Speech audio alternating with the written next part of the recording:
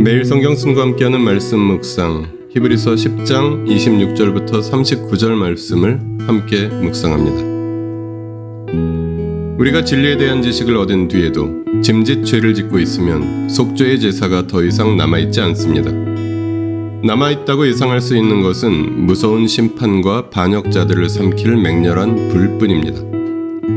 모세의 율법을 어긴 사람도 두세 증인의 증언이 있으면 가차없이 사형을 받는데, 하나님의 아들을 짓밟고 자기를 거룩하게 해준 언약의 피를 대수롭지 않게 여기고 은혜의 성령을 모욕한 사람은 얼마나 더 무서운 벌을 받아야 하겠는가를 생각해 보십시오. 원수를 갚는 것은 내가 할 일이니 내가 갚아주겠다 하고 말씀하시고, 또 주님께서 그의 백성을 심판하실 것이다 하신 분을 우리는 알고 있습니다. 살아계신 하나님의 징벌하시는 손에 떨어지는 것은 무서운 일입니다. 여러분은 빛을 받은 뒤에 고난의 싸움을 많이 견디어낸 그 처음 시절을 되새기십시오. 여러분은 때로는 모욕과 환난을 당하여 구경거리가 되기도 하고 그런 처지에 놓인 사람들의 친구가 되기도 하였습니다. 여러분은 감옥에 갇힌 사람들과 고통을 함께 나누었고, 또한 자기 소유를 빼앗기는 일이 있어도 그보다 더 좋고 더 영구한 재산이 있다는 것을 알고서 그런 일을 기쁘게 당하였습니다. 그러므로 여러분의 확신을 버리지 마십시오. 그 확신에는 큰 상이 붙어 있습니다. 여러분이 하나님의 뜻을 행하고서 그 약속해 주신 것을 받으려면 인내가 필요합니다. 이제 아주 조금만 있으면 오실 분이 오실 것이요 지체하지 않으실 것이다. 나의 의인은 믿음으로 살 것이다. 그가 뒤로 물러서면 내 마음이 그를 기뻐하지 않을 것이다. 우리는 뒤로 물러나서 멸망할 사람들이 아니라 믿음을 가져 생명을 얻을 사람들입니다. 26절부터 31절은 구원을 받은 뒤에도 짐짓 죄를 짓고 있으면 속죄받을 수 없다고 말합니다. 32절부터 39절은 고난 속에서 하나님께 신실하라고 말합니다. 반복되는 속죄 제사가 있을 때에는 어쩌면 차라리 속죄의 기회가 있었습니다. 그러나 그리스도의 속죄의 제사를 통하여 구원에 동참한 이들에게는 더 이상 속죄의 기회가 없습니다. 이미 죄를 용서받았습니다.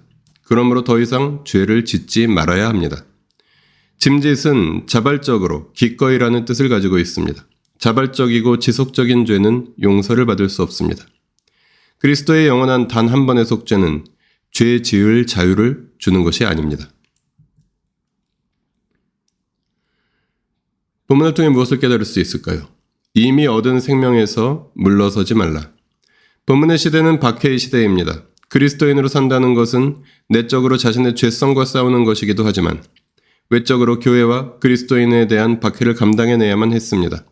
그래서 본문 후반부는 조금 있으면 그리스도가 다시 오실 것이니 인내로 믿음을 지켜 이미 얻은 생명에서 물러서지 말라고 권면합니다. 본문을 어떻게 삶에 적용할까요? 새 언약 백성의 존재 방식, 거룩한 삶, 생각과 말과 행동을 서로 격려하며 하나님의 신실하심을 닮아 하나님께 신실한 백성들의 공동체에 속하여 함께 살아가는 일은 새 언약 백성들의 존재 방식입니다.